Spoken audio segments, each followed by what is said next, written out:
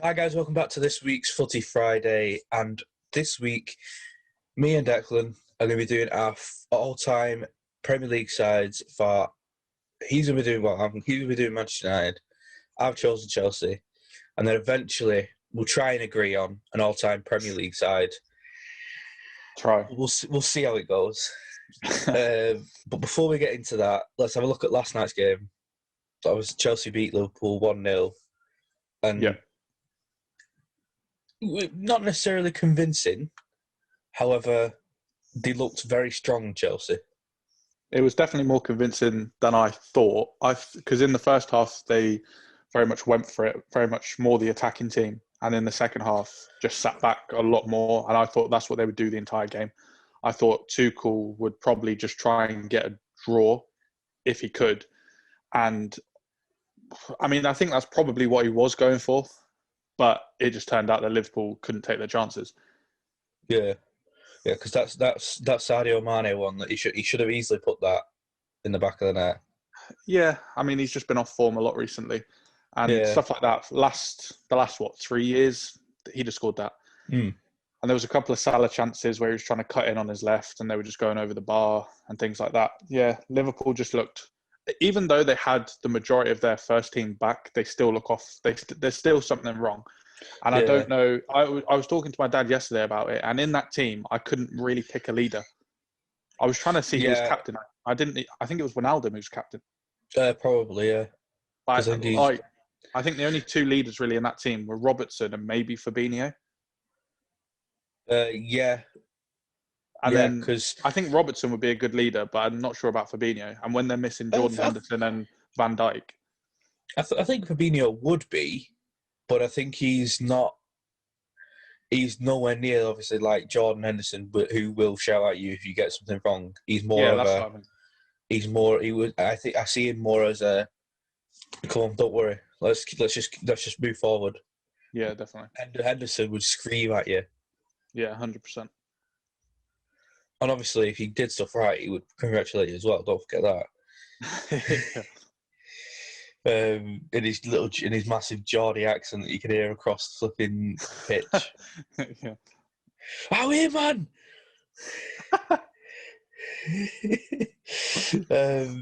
So yeah, and it was good to see Alisson back. Yeah, I felt for the first goal, obviously. Well, for the first goal, there was one goal, but for the offside goal, he was very hesitant. I know it didn't count in the end, but he was very hesitant when he come off. But I suppose you can't really criticise him for the next month, 2 months. You can't really criticise him. No. Yeah, because it's unfortunate, but yeah, obviously it is. You know, wouldn't rest in peace his dad and that, but yeah, definitely. But this is I said when I talk about the offside. Werner was offside because of the handball rule. I don't get that. What is that rule? So the whole point is now. So what they used to do for the handball was your armpit up, vertical. Yeah. So anything from there down was a handball. Yeah. Now it's the shirt line across. But why? Because that's the handball rule. I don't know why. But surely it's handball if you hit it on your surely that is handball. I don't get it. Like I saw yesterday, and I thought his arm's offside or part of his sleeve's offside, but you can't score with that part of your body. Yeah, because that's what we were always told. It's handball because you can't score with it, and when you're offside by a thing you can score with. Exactly. You can score with any other part of your body except your arms, so your arms can't be offside. It doesn't make sense. I don't understand it. It is just odd because I think it's, you know, I'm all for VAR because obviously there's no grey area. You're either offside or you're onside, but it's just the interpretation of the rules. Yeah, which tends to be changing every week. Yeah. Tends to be different. If it was consistent, you could learn to appreciate it and learn to deal with it. But when it is so different, like I think against United, that Callum Hudson-Odoi one, and then didn't Fulham get like a penalty against them? Yeah, yeah. when his arm was by his side. Like, how can you give a penalty that's by his side, and then when his arm's out there, you don't give a penalty? I don't get it. It's odd. It is just stupid, and like I've said, I think the one bit that would make it better for all fans, is the being able to actually hear what's going on. How Being would able that to, help? because you'll be able to understand what they're Okay, actually talking yeah. about. Yeah, because I suppose the only thing we've got to go through is the commentators, and the Yeah, commentators don't necessarily and they explain it. don't necessarily, they know the rules, but they don't know, section 4, A2, whatever of the rule book. Yeah, I know what you mean. Yeah, that's fair. It would be You know, interesting to hear, like on rugby, they have mics on the refs, don't they? yeah, Yeah, it would be interesting to do that, just to actually understand what they're going through. It would have been yeah, interesting if what Luke Shaw said about yeah. when the Actually, ref said to yeah. Harry Maguire. That's mad. And there was the thing as well. He got away. He's not even going to get punished for it. I know. I just thought that's ridiculous. I said to my dad as soon as that happened, as soon as I heard Luke Shaw say that, I was like, well, I hope that referee gets suspended or something, because that's ridiculous. If he's not given a penalty, which he thinks it was, because he thinks he's going to face backlash, it's like, do your job. Who cares? Yeah. Well, and then he just so happened to be injured for Sheffield United versus Liverpool. Yeah, exactly. He was at home crying. It was, no, it's just not. It was ridiculous. And the lines are getting blurred and no one knows what to do anymore. That's why so many people are for VAR to go. Yeah, because I don't think it's VAR's fault. I think it's people interpreting the rules. Yeah. Like I said, VAR is there to get rid of the grey area. You can't get rid of the people. So what do? Get rid of VAR. But then you go back. Then you'll go back to offsides being not given when they're offsides, and then handballs being not given when they're handball. Well, yeah, it's like when we I think it was like probably it was been the first episode. Probably, I'm losing count about when we said this. But people are all for VAR when it's in favour of their club, whereas when it's not, everyone's like, oh my god, get rid of it, it's shit, get rid of it, scrap it. Yeah, definitely. It's just a bit of a circus at times. That's just all. Just a bit. Yeah, just a bit. Yeah. So yeah, I just the Chelsea game. Mount's goal was a good goal. Took it well. Yeah. Defending was a bit off. Yeah. I thought Trent and Fabinho could have put a bit more pressure on. Yeah. They sort of allowed him. They sort of showed him onto his right, which was an odd decision. Well, yeah, because you could have easily just shown him down the line or showed him onto his left foot. Yeah, exactly. But I mean, they paid the price. They scored the goal. Yeah. They didn't take the chances. Liverpool didn't look terrible. Like, I've seen worse games. They've looked worse in other games, but there's just something missing. And I don't know whether it is just a leader, because their front three is the same. Their midfield is strong. Their defence, even without Van Dijk, is strong. And they got the same goalkeeper. So, but I saw last night on the, what's it called? The commentators saying it was a busy schedule and tiredness from the last 3 years. And I just thought, what are you on about? The amount of Premier League games people are playing. I was going to say the whole Premier League will be feeling this tiredness. I think I heard about Man U've played like 50 games a season or something. It's like, it doesn't apply. Like, every team is playing a lot of games. Well, it was because they did well the last sort of 2 or 3 years. They're not going to be tired, are they? Well, I think it was Wolves last season. They started their season, I think, in like July, maybe June, because they were doing Europa League qualifiers, and then they played Europa League qualifiers, all Premier League, all Europa League, got through to the quarters, I think, weren't it? Something like that. Because I think they got knocked out by Sevilla, didn't they? Yeah. Because then Sevilla beat United in the semis. Yeah. So they ended up going all the way to the quarters, and they were playing Premier League. So they were like, I think they finished their season near enough a whole year after they started it. Yeah. People just want to give them an excuse. Liverpool, I mean, people want to give Liverpool an excuse for going, oh, this is why they're doing so bad. But like you said, Wolves this season, like, are doing pretty poorly because of the exact same reasons. But the commentators won't mention that. No. They don't care. No, it's like there are loads of teams that, that are feeling it. Yeah, Sheffield United as well. They're struggling compared to last season, but they won't get mentioned. It's getting sloppy, like the rules and everything. It's getting a lot more. Football really is this year is the first year that I'm getting confused by it. I don't understand it. It seemed really straightforward from last year into the past, but now it's like I don't know how they're giving that. I don't know how they're not giving it. Why they're going to VAR? Why they're not going to VAR? Things like that. I just don't get it. It's been a messy season.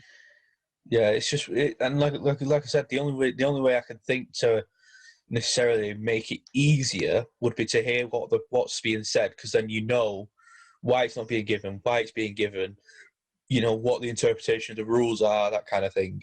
Because I think it's BT, they have ex referee come on when they're talking about VAR, and they go, oh, let's bring in such and such a person, and they'll tell us why it's what they think. Yeah, it's good because you get the outfield players like Jamie Carragher, Gary Neville. I know that's on Sky, but people like that, Michael Richards, Roy Keane, talking about their positions and the outfield players. You get goalkeepers from time to time, like Joe Hart's done it, Mark Schwarzer, David James, people like that. Why not have a referee? Because it helps to explain it. Yeah, because then you're not up in arms about everything. Yeah, you can understand the decision, and if the referee doesn't agree with it, he can say why, rather than just saying it's the wrong decision. He can explain why he's done it or why he hasn't done it. It just makes more sense. Yeah, because it's just trying to cover all angles. Yeah, exactly. And then the whole thing is, you want to be able. You don't want someone. Let's take Carragher for example. He'll be breaking down a challenge, for example, and he'll go, well, this should be given as a penalty. It's like, well, if it was a referee, he might not give it because of something else that happened. Yeah, exactly. Whereas Carragher just sees the challenge and he'll be like, oh, that's a penalty. Yeah. But that was long. Yeah, moving away from Chelsea, VAR, Liverpool, and all that sort of stuff, we're going to move across to Manchester. Yep. And talk about the Manchester derby. I'm not extremely excited because of the recent form of United and the recent form. They're so different forms of both teams. Yeah. And as well, it doesn't really mean anything. It means a lot for United, but it doesn't mean anything for City. Because if they lose, it doesn't matter. They're so far ahead. I think that's are they 5 points? You think they're 5 points ahead? I thought they're like 13 points ahead. 15. There we go. Yeah, 14. 14, sorry. 14. They're 14 points ahead. So if United win, they sort of put pressure on Leicester and Chelsea and even Everton. Yeah. But if then United lose, Leicester could go ahead of them and Chelsea could be within 1 point. So it is worrying as a United fan. Yeah, but I think as good as United haven't, like you said, haven't had the best form. To be honest with you, since they've been gone on at top to be taking the top spot. I think they've only won 2 games since they've been on top of the league. Who? United. I thought it started on Sky. Oh, possibly. I mean, I'm just having a look. I think you mean in the Prem? Yeah. Well, I'll go this year.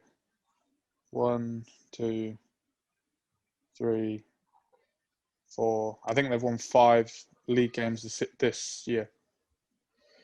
Yeah, out of like 9 or 10.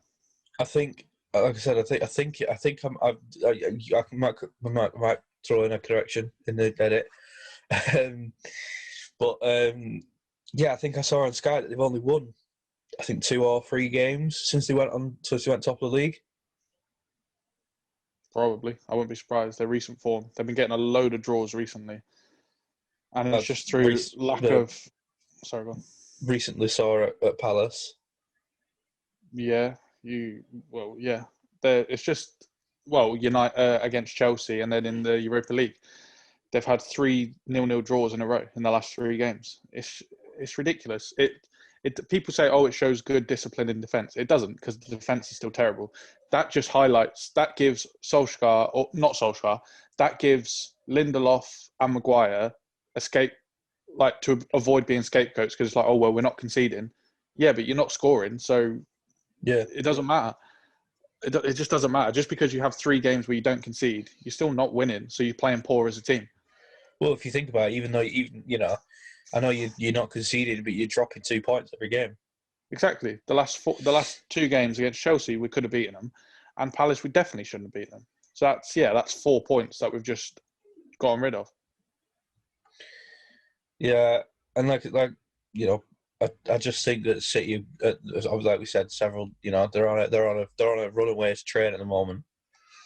I think it's 22 wins in all competitions at the moment. They've got 20 in the league.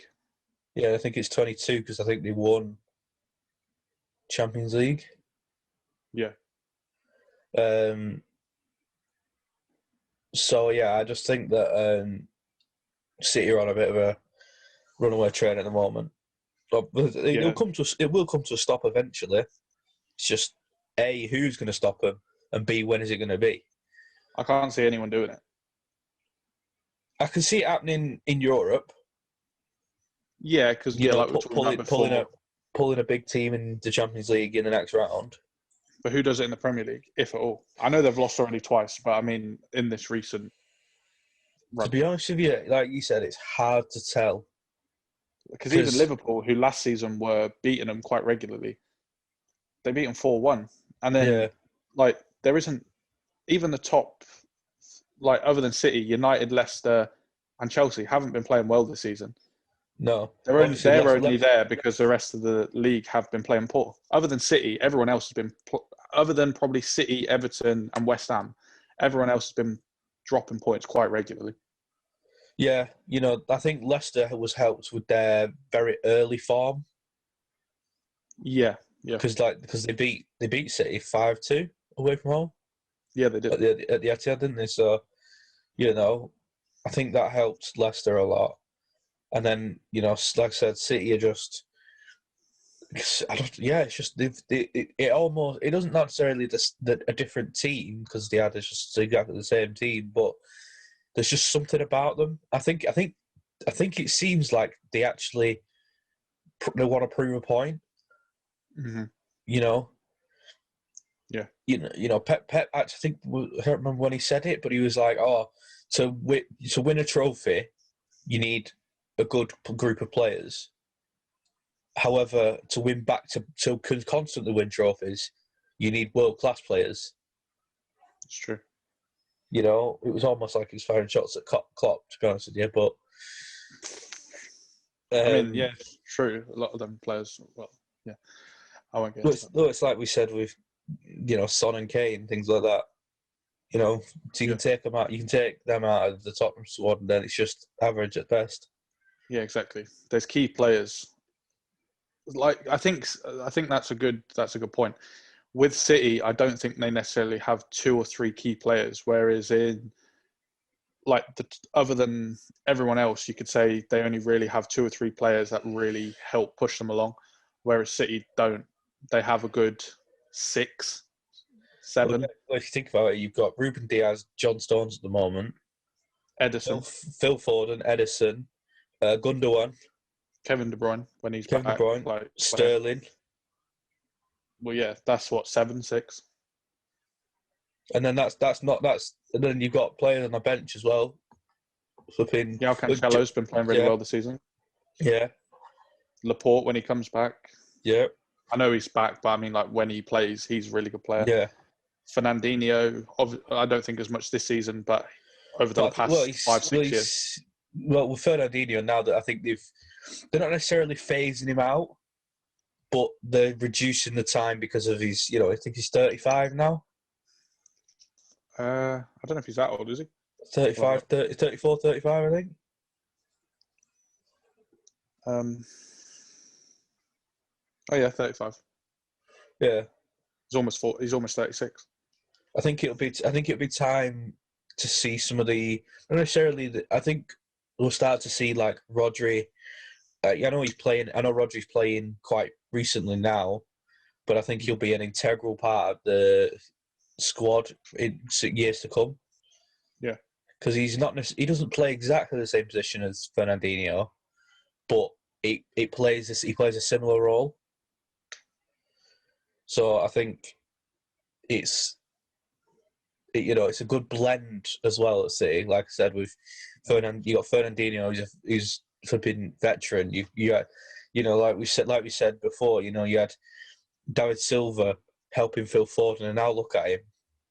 exactly. That's City for some reason ever since basically since Sheikh Mansour came in, they've had quite a good blend of players between old and young, and sort of in the middle as well. Yeah, I know sometimes they paid more than they should have done for players at the time, but it pays off, doesn't it, at the end? Yeah, I mean they've won a few times. Yeah, FA Cup, things like that. Yeah, the only thing they're missing now is the Champions League. Trophies is all you want. Yeah, they've been missing that for bloody ages. That's what they got Pep in for, but he still ain't done it with them. I think I think it will come. It just needs. I don't know whether he needs. I think he just needs that stability, and stability from what? From the whole team, because obviously sometimes when they've gone for it in Europe, Aguero will get injured. Another like a player, a key, not necessarily a key player, but he's a key player at the end of the day, gets injured, and then it's like, oh, maybe we can't. No, they can't do it then. Yeah, I get you. So I think he just needs that, like that kind of stability. Yeah, I get you. And I think now he's getting it, because obviously there are other players that are performing well. Mm-hmm. Yeah, that's true. He's not having to rely on a handful of players. He can have different options and they still come in and do a job. Yeah. Exactly. I think it'll be a City win, obviously. I think it all just depends on I think it all just depends on to be honest with you, how City go for it. Right. Because it was like when they played Wolves, it was like 70 odd minutes in, and it was 1-1, and then by the full time whistle, it was 4-1. Yeah, I know.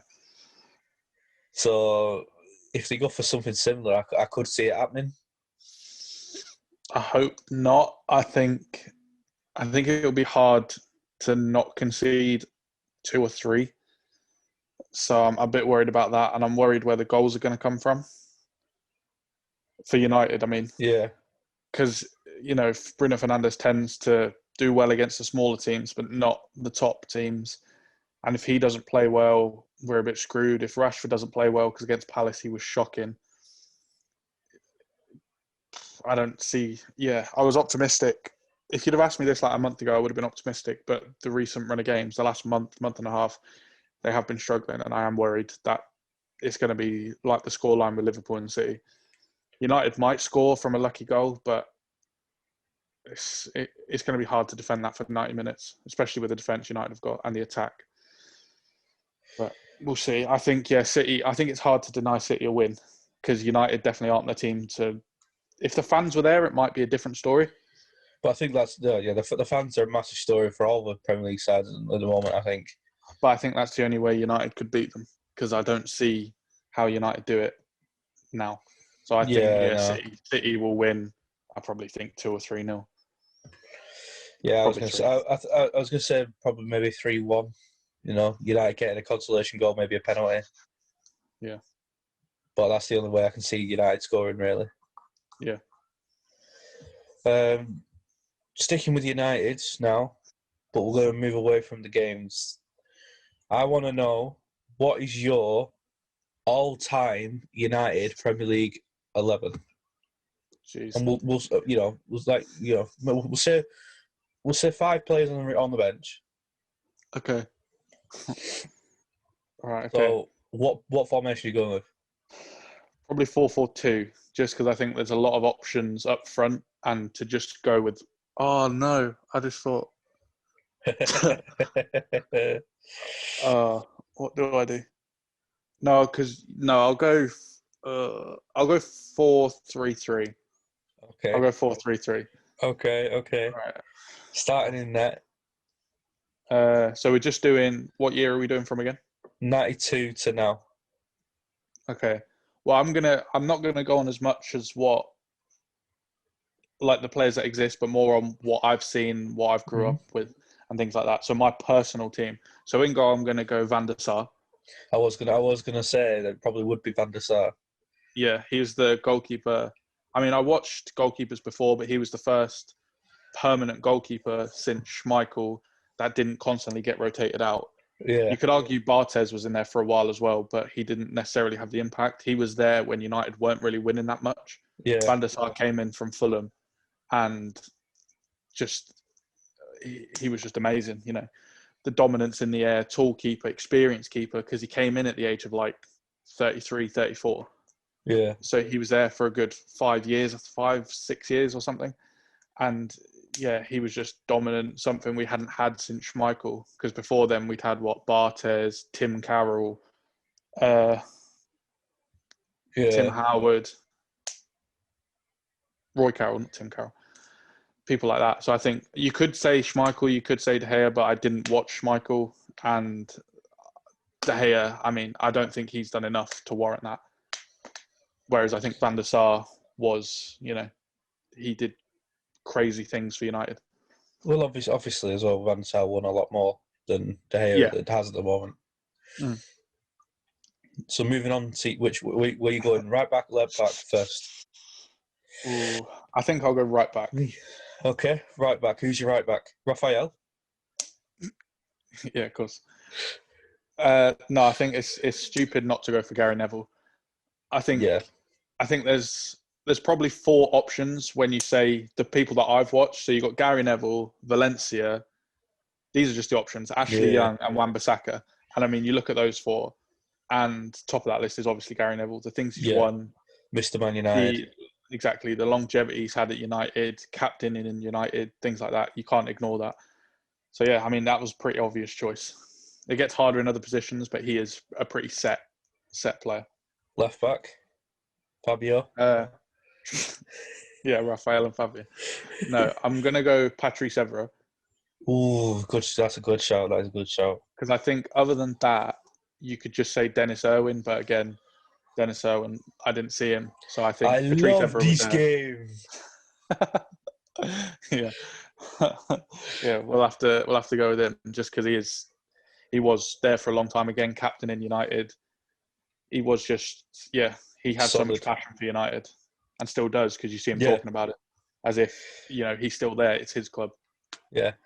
I don't even think I need to ask you your centre back pairing. I think I already know what the centre back pairing is going to be. Before you talk, Fernando Vidic. It is. Yeah, I'll have to say it is because I think I was tempted to put Stam in, but again, he was sort of in my early years and wasn't really when I was watching it. So I think it would be stupid to deny that. To be fair, Stam could be in there. I also think, because other than those ones, I would say that Smalling is probably in there as well. Not near them, but no, I'm not comparing him to them. But I don't know who else you would say other than perhaps him. Yeah. Maybe I was thinking maybe Wes Brown as well, because he was there for a long time. He won 2 Champions Leagues. He's won a lot of Premier Leagues, a lot of cups. He was there for the 1998 season. I know he didn't. Well, I don't think he's a very underrated player. There's a handful. There's Johnny Evans as well. Johnny Evans was there for a long time, won trophies. Very underrated because of the likes. They were there under the likes of Vidic and Ferdinand, and they often played when they were injured or they only played in cup competitions. But yeah, I'd say Vidic and Ferdinand. You can't deny it. They're one of the best centre back pairings in the Premier League ever. Moving into the midfield then. Who's Okay. your three? Who's your three in midfield? So the obvious one is Paul Scholes. Skulls, hey. Scholesy.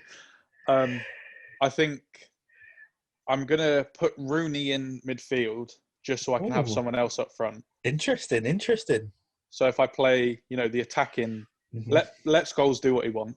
Yeah, Have because he's Rooney. Skulls, he can do anything. He can do it. He can do everything. Scholes go up and down, and then I'll have. Oh no! I think for the leadership, you think you've got to have Keane. But I was debating. I don't know whether you'll look at me and go, "What?" But in my head, this makes sense. I was debating between Keane and Michael Carrick. No, I can see that. Michael Carrick's he's a very leadership person. He will talk. He will, lead the team. But then it's whether or not you want probably the hardest man in football.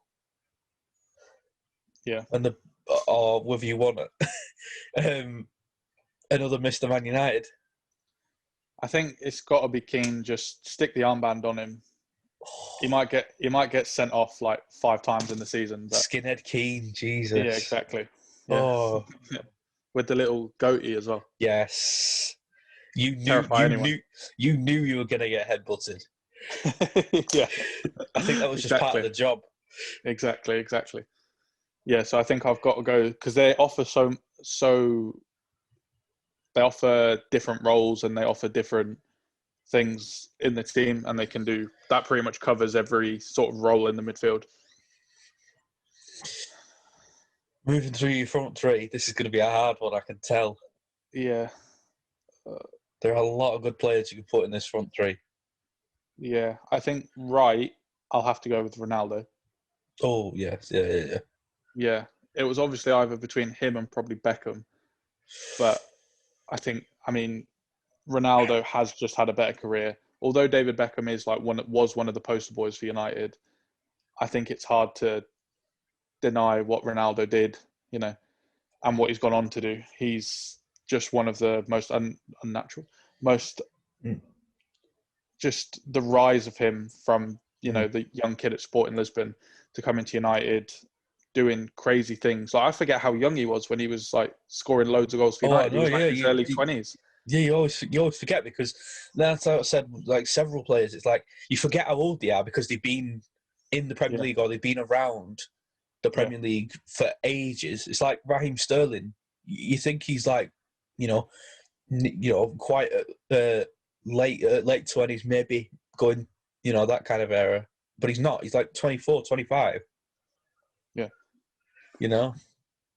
Yeah. I think it's hard. It's hard to deny Ronaldo being in that squad. The other, I think I'm not necessarily going to go with a left winger. I'm just going to put a striker there. Oh, this is where I was struggling because I've got so many names. I think up front. You're out and out striker. My out and out striker, I'm going Ruud van Nistelrooy. Ooh. Yeah. That is a good one. Good one, that.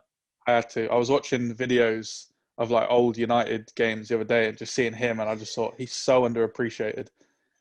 He doesn't even get spoken of as being one of the best United strikers. Well, if you think about it, in that contention. He held the record for the most consecutive goals in exactly. Premier League games. Obviously, till Vardy's. Yeah, exactly. I think he has to be because he's so clinical. He's something that I don't think we've had for a while. Oh, the left winger. Who's the left winger? I think it's between. Obviously, they're not necessarily going to play left wing, so I think there's probably 4 or 5. Okay. I'll narrow it down to 2. I've got 2. Okay. So Robin van Persie. Okay. Or Andy Cole. Okay. I'm going to throw another one out there. I know you said you weren't really playing a left winger. Ryan Giggs. Oh, shit, yeah. How did I just forget him? All right, well, that answers my question. There you go, Ryan Giggs. All right, okay. I don't even know how I forgot about him because I was thinking about him going like, yeah, he's obviously going to be in. But then I just completely forgot about him. Yeah, no, Ryan Giggs is, again, Mr. Man United. He's made over 400 appearances, didn't he? Yeah, he's made ridiculous. I think he did- was there did from he- like did- 93, 4 maybe, on to 2012. I thought it was I thought it was 2013 because I think he retired after they won the title, didn't he? So I don't think he. I thought he. Sorry. I was going to say because he wouldn't retire after they'd lost the title. Yeah, sorry. Yeah, 2013, and then he did the thing after Moyes where he took over for a little while and Van Gaal came in. So I'll go through the team again. So you got Van der Sar, Gary Neville, Rio Ferdinand, Nemanja Vidic, Patrice Evra, Roy Keane, Paul Scholes, Wayne Rooney. On the right, you got Ronaldo. Up front, Van Nistelrooy, and on the left, Ryan Giggs. That is some lethal United side. Very strong in defence. And then obviously manager. Yeah, there's only David one. Moyes. I was thinking more Louis van Gaal, but I mean, he was better than Moyes. Yeah, no, obviously Ferguson. Yeah, you can't say anyone else. Well, considering Ronaldo still calls him boss to this day. Yep. So, it must hold some kind of, standard. Even though I know I think all things aside, he is the best manager to ever have graced the game. Full stop. Agreed. Obviously, you would, but it's nice to hear other people say it. Well, he just was. He was dominant for. He won 20 leagues for crying. Did it? Yeah, he won 20 Premier Leagues for crying out loud. I know, it's ridiculous. In what 20? When did Premier League start? 1992. So he retired in 2013. So what's that? 21 years.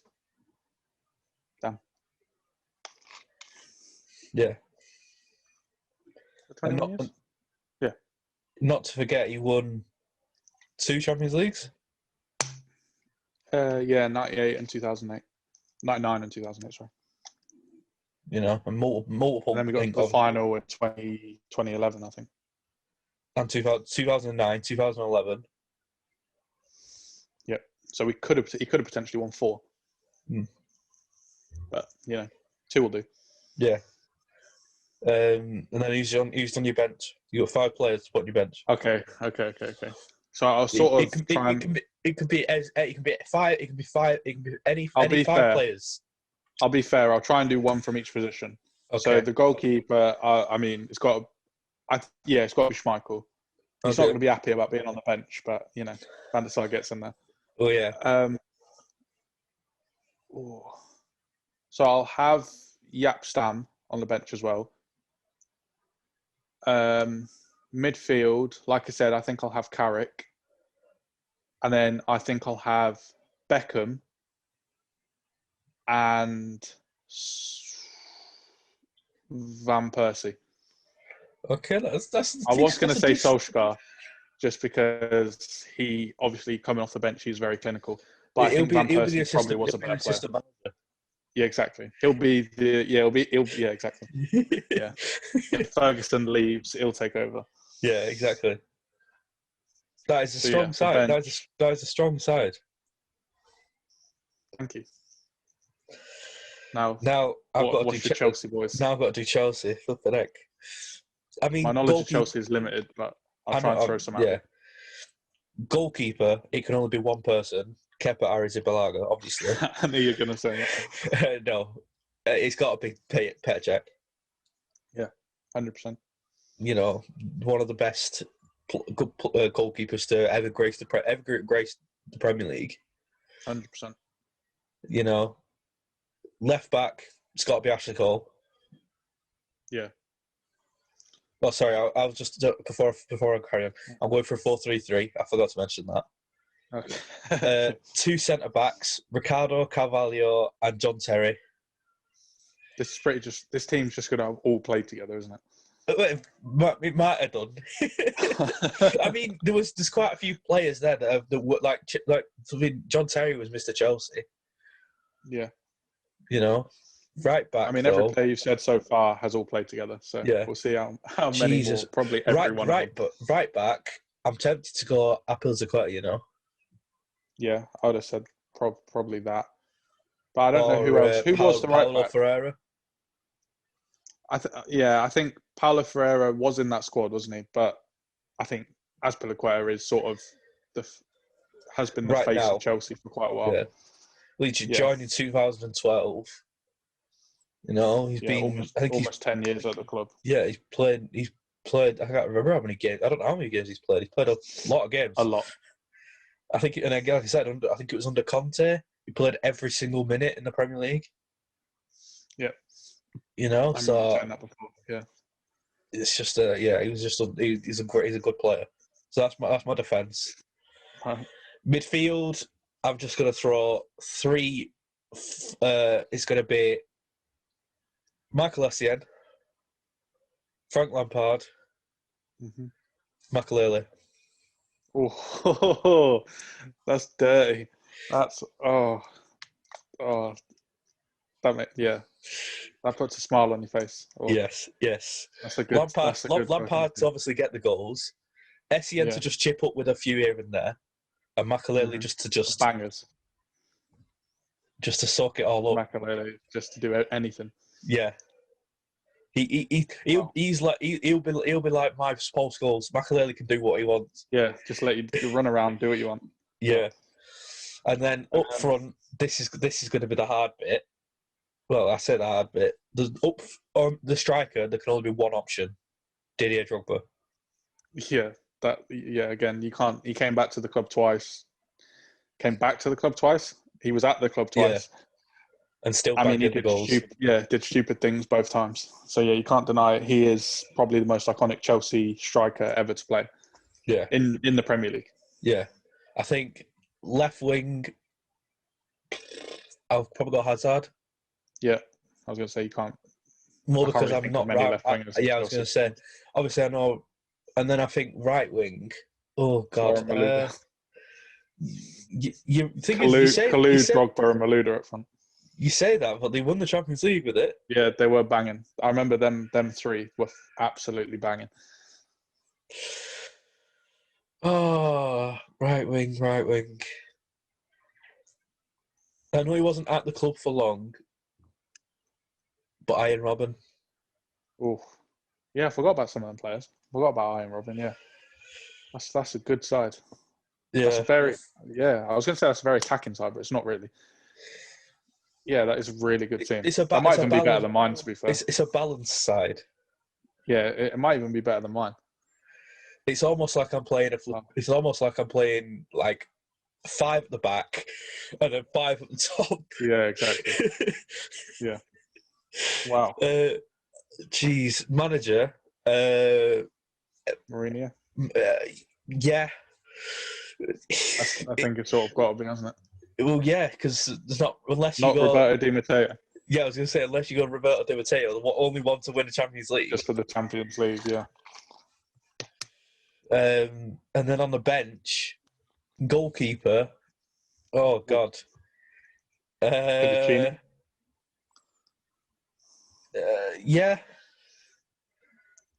Yeah, that's probably about it. I mean, I could probably Carlo Codicini. You sort of got to base it off of other games and other teams that they've played for, because other than Czech, I mean, he was there from like what 2004. Yeah, because he was So like, I don't even know who was in goal before then. I genuinely don't know. I think it might have been Cudicini was there before, and then Czech came in. So I'd guess you've got to say Cudicini unless you say the recent guys. Yeah, but even still, they're not really. Who was the goalkeeper between Kepa and Petr Cech? Oh my God. Because I know Petr Cech weren't playing until like 2019. Let me have a look. Yeah, that's really thrown me. I can't remember now. I don't know. I thought it was Kepa. I thought they brought in because I thought they were phasing Petr Cech out, brought in Tell me that he Kepa was and then playing until then. Surely. because he went obviously Not straight back to Schwarzer. Arsenal, didn't he? Oh, Begovic. Was it Begovic? Oh yeah, Asmi Begovic, Courtois. yes. Are we dumb? Courtois. Oh yeah. Oh my God. Are we Oh, stupid? oh God. Oh no! I think he's going on your bench then. Yeah, yeah.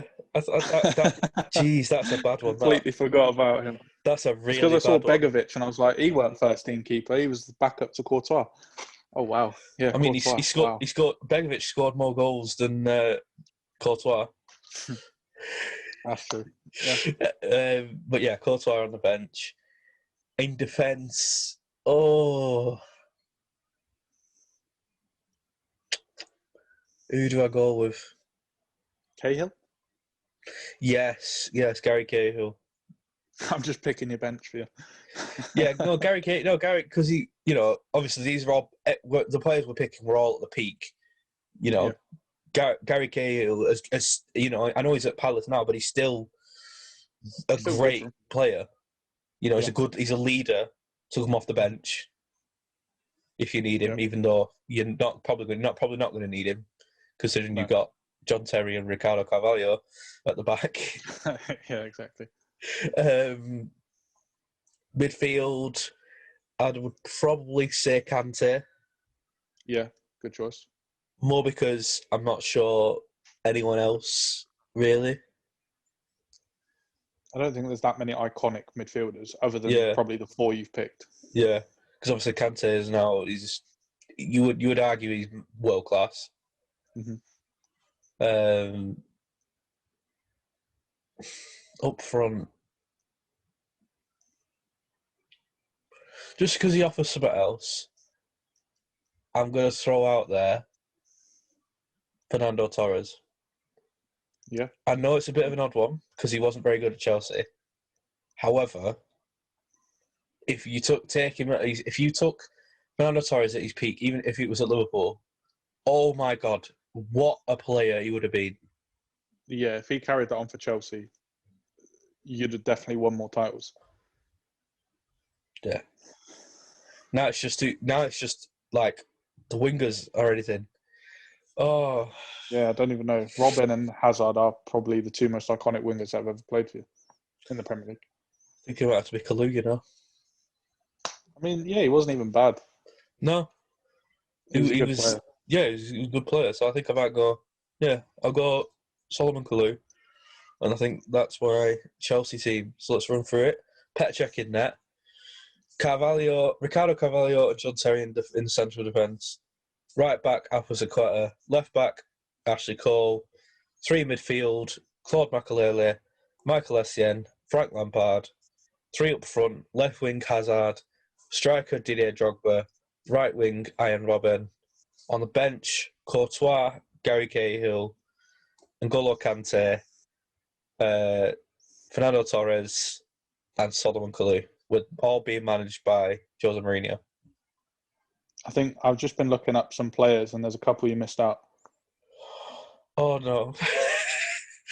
Well, not necessarily for the first team, but for the bench, you could consider. Right, okay. And I'm going more on like when you would have watched them. So you got Michael Ballack. Oh yeah. Oh no, he's questioning it now. Yeah. You've got 2 players that you did look over: Branislav Ivanovic. Yeah. Oh. And Joe Cole. Yeah. I did look over them too. And you got Nicholas Anelka as well. Oh, I might have to take Torres off the bench and put Anelka on the bench. Wow, yeah, because I saw that and I thought, yeah, he was stupid. Pretty much everywhere he went, every club he went to, he scored loads of goals. And for Chelsea, he was just iconic. Yeah, I think about Nicholas Anelka instead of Torres on the bench. Nice. Good swap. But I think I'd stick with everything else. Yeah, I think that's good enough. Nice. Now here comes the hard bit. Right, okay. This is our Premier League side. However, what I'm going to say is it's going to be ones that like we've seen. So it's like obviously we're not going to pick players from before 98 really. Well, yeah, probably before like 2004 for me. Exactly. We're not going to from like from basically it's going to be quite we'll still have some sort of the last 15 years. Yeah, cool. So what formation are we playing? Well, we might throw in a few older players here. Yeah, just a bit of nostalgia. Yeah, for the granddads watching. I don't know, because it's like, where's our strong? It's like, where's the strongest position for us? I mean, it's everywhere. Oh yeah, probably up front. Yeah, there's so much choice up front. So it's like, do we go for a 2 up front, or do we go for a front 3? Do we go? I don't know. I think front 3, because then you could just put strikers as the wingers if you had to. Yeah. So go 4-3-3. Right. Okay. I think. Is that? Yeah, I think that's fair. Yeah. So in goal, it's a debate between Van der Sar, Petr Cech, Schmeichel. Lloris. Lloris. Been at Tottenham for about 10 years. I know he hasn't won anything, but he's been very consistent. Yeah. Tim Howard. Pepe Reina. Yeah. Jersey Dudek. Oh, get him out of the squad. He ain't touching that team. Best Premier League goalie of all time. No way.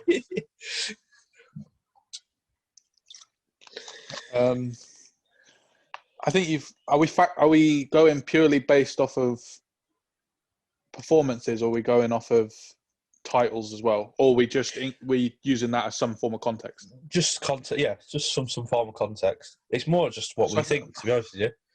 I think realistically, it's either got to be Schmeichel, Van der Sar, or Cech. Yeah, it's one of them. I think three. That's fair, and I think you can probably.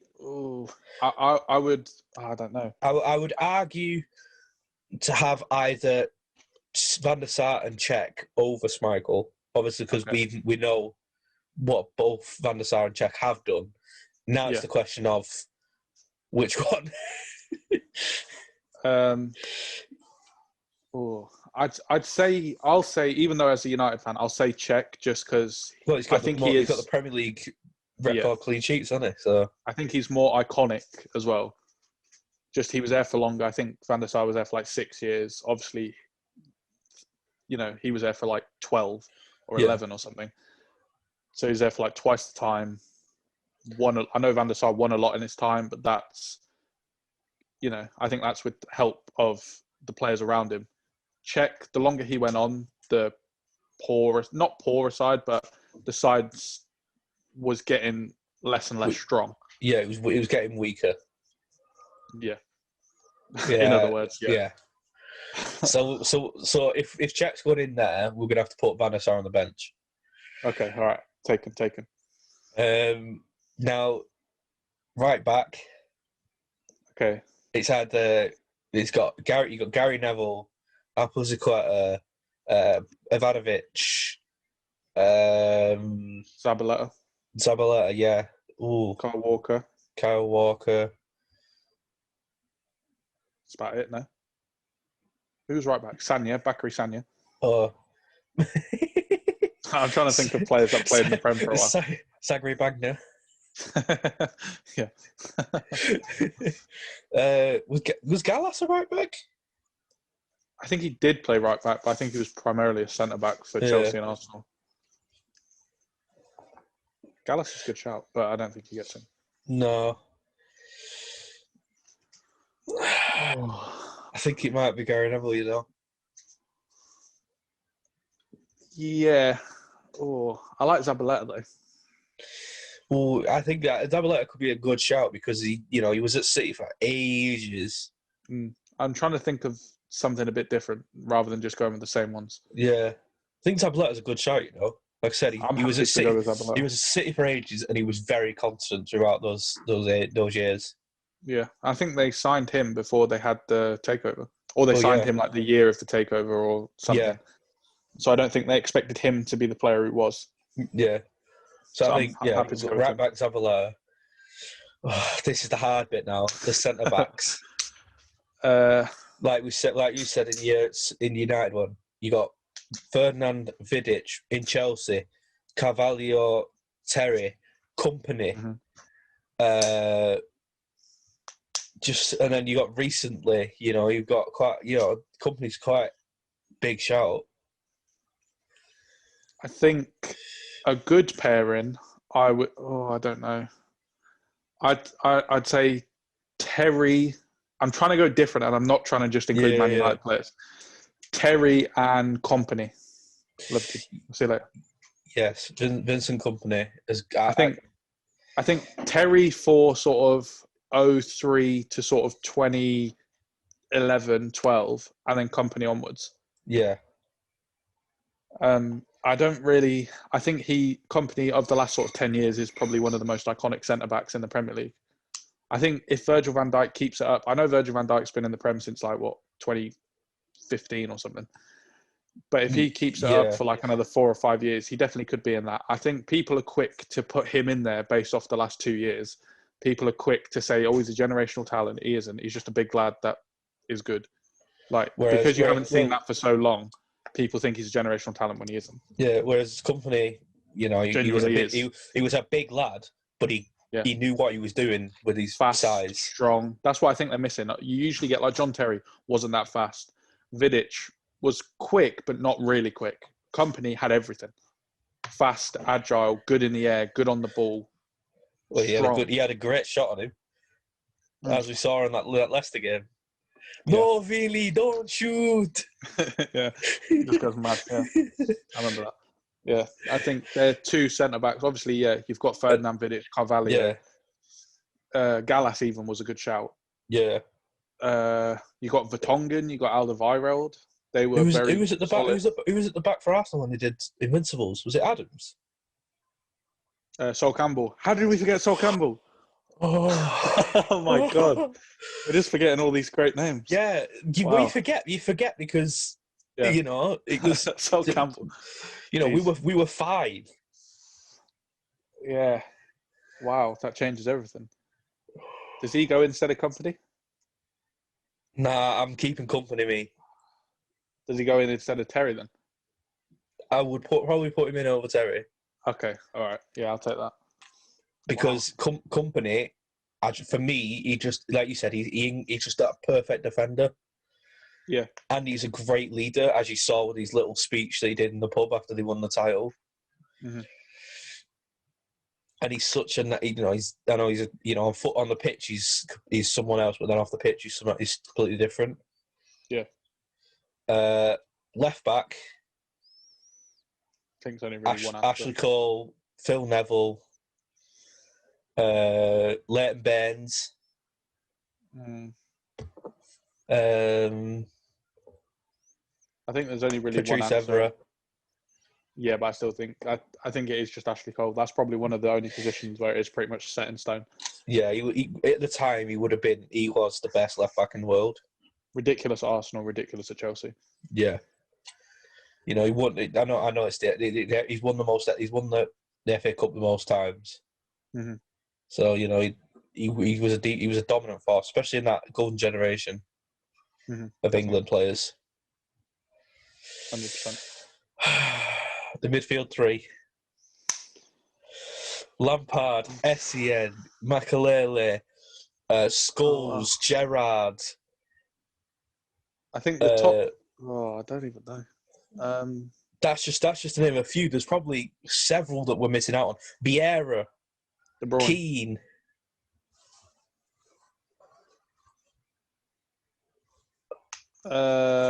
Okay, I think Lampard's got to be in there. Yeah, got top goal scoring midfielder. Fabregas. Oh, Fabregas. The most assists in the Premier League. It's just getting harder as we're going on. Exactly. Just wait till we get up front. Oh God, there's about 40 to pick from. I'll go Lampard.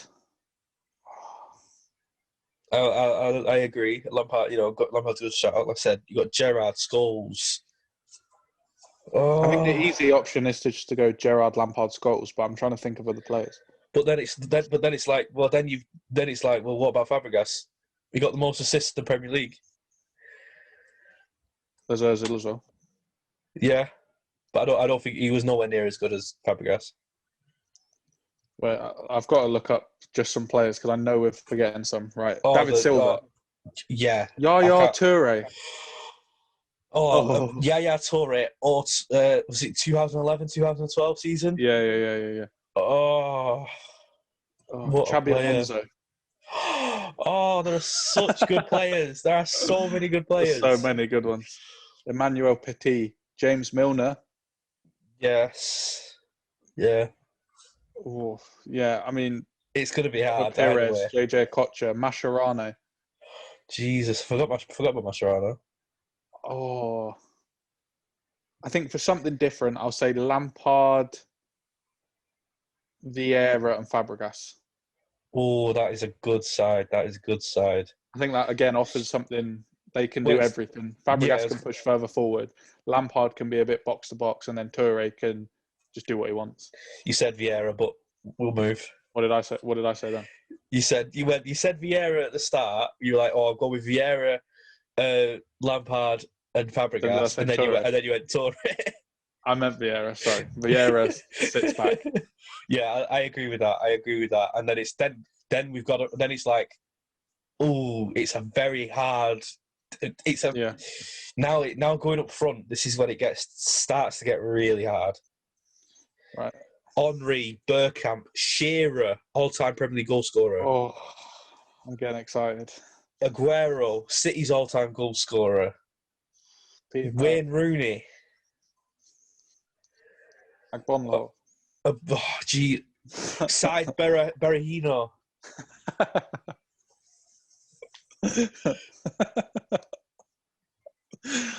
Oh, brilliant. Right. Oh, God. So we go in one striker and wingers. Oh, don't. And to be honest with you, mate, we're just going to throw 3 players in up front and hope they can do, and let's just pray they do their job. Wow. I've got a list. Oh, no. Ronaldo, like we said, Jermaine Ronaldo. Defoe. Oh, Defoe. Drogba. Lennon. Huh? Aaron Lennon. Oh, yeah. Gareth Bale. Brilliant. Good choice. Oh, no. Gareth Bale when he moved from left back to left wing. There's probably like 4 or 5 choices we could put up front. I'm looking at pictures now. I think up front you can go Aguero on. So I think out of these 5 we've got to pick Aguero, Henry, Ruud van Nistelrooy, Suarez, and probably Shearer. Yeah. I'm looking at games per goal. Well, you can't deny Alan Shearer, all-time Premier League goal scorer, because it's not. It's been standing for a long 20 odd years. Time. I think it was 95 when he. I think was it 95 when did he retire? 95. He retired in like 2006. I apologize. I apologize to Alan Shearer. Well, I mean, it's been going for about 15 years. So yeah, but score 260 goals. 260, yeah. In 15 years. No, it's not 15 years. 92. In 441 appearances. There you go. Yeah, that's a lot of goals. He scored every 1.7 games. I know, it's good, isn't it? Aguero was been at the club, I think, 10 years, maybe 12. Aguero's got 180 Premier League goals. And he is City's all-time goal scorer with like 200 odd goals. And games per goal, 1.49. So he averages a better goal-to-game ratio than Alan Shearer. Henry. Another one. I'm looking now, and Henry, of all Premier League strikers in history, has the best games to goal. Games per goal is 1.47. But then Henry could play out on the left. Yeah, true. And I would maybe be tempted to do that. Yeah, I would probably do that. I'd put Henry out on the left, and then I don't know who I'd put in the striker still. I think, I don't think Shearer. I don't know. Just because I'm trying to think about other stuff. Yeah. I'm tempted to put Suarez. He was mad at Liverpool. Suarez, when he was at Liverpool, was ridiculous.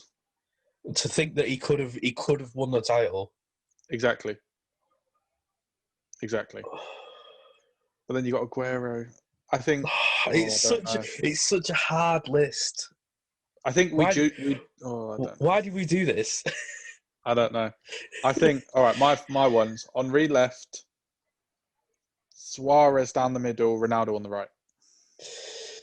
Henry left, Aguero through the middle, Ronaldo on the left. So there's two players playing on the left. Right, and then They're just both on the left. Yeah. No, okay, I'll agree with that because I think Aguero long term he's played 2.5 times the games that. However, if he hadn't gone to Barcelona, I reckon he still would have carried on the way he did. Suarez. Yeah. Well, he carried it on at Barca. Well, one player we completely forgot that I was talking about, Fernando Torres at Liverpool. I don't think he can be in there. Fair enough. Not the greatest of all time. I was just throwing it out there. I was just throwing that ball out there to see what you thought. No, I denied. All right, okay. Denied. No, I think there's so many more. There's so many we've missed. There's so many players we've missed. 100%. Michael Owen, Robbie Fowler. That's just to name a few. Jamie Vardy, Harry Kane. Mm-hmm. Les Ferdinand. Yep. Yeah. That's Marcus again Rashford. just to name a few. There's been several that we've easily could have dropped in. Going on to the bench, obviously, goalkeeper we've got Van der Sar. Defence. Terry, because we didn't even put him in. Yeah.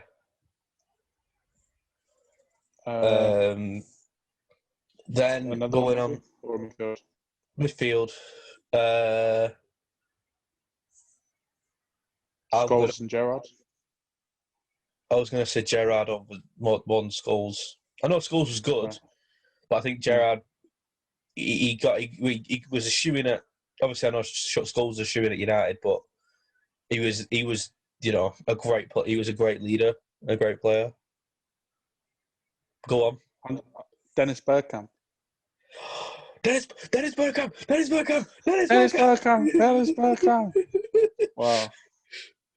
Wow. Eric Cantona as well. Oh, yeah, there's a few. There is loads that we could have easily. I just had to bring them up because I feel offended. I feel offended myself for personally not bringing them up. Yeah. Yeah, you just forget because of the amount of talent.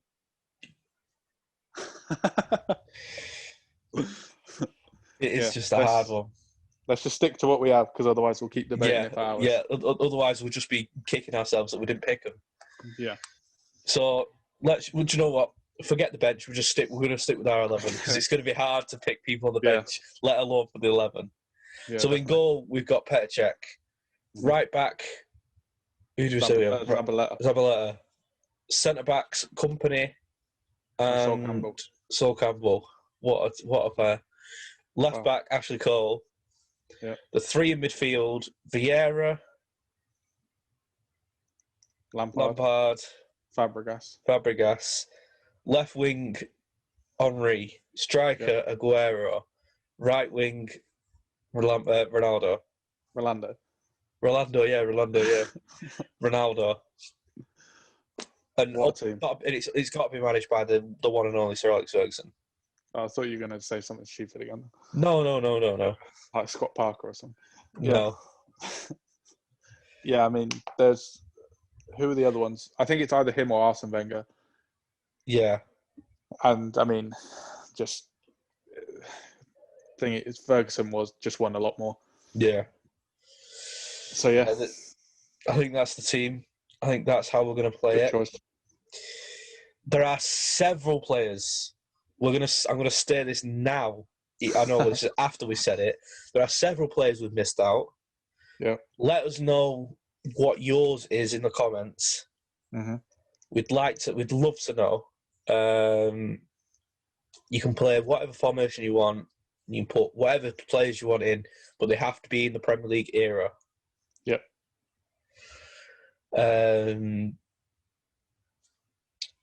But I think that wraps up this week's podcast. We've been going for about an hour, maybe slightly more. Next week, well, we've got Champions League obviously midweek, so we'll talk about that next week. We'll see what happens over the weekend. If something happens, let us know. Put down in the comments. We'll talk about it. Yeah, like I said, put down in the comments what you'd like us to talk about, any topics you want us to mention. And that'll do it for this week. So don't forget to like the video, subscribe, turn notifications on, comment underneath what you'd like to see on the channel, or comment what you'd like us to talk about, any interviews you want us to do. Hopefully next week as well we get the guest on, as you won't be able to get the guest on because of personal reasons, but we'll try again next week. And yeah, that would be it. Follow us on Instagram, follow us on Twitter, and yeah, that's it for this week. You got anything to add? No, that was something different. Yes, different. Different is good. Very different. Yeah, I enjoyed it. It's good to talk about something a bit different, something a bit controversial. Yes. To trigger some people. Yes. That has been all, and we will see you guys next week.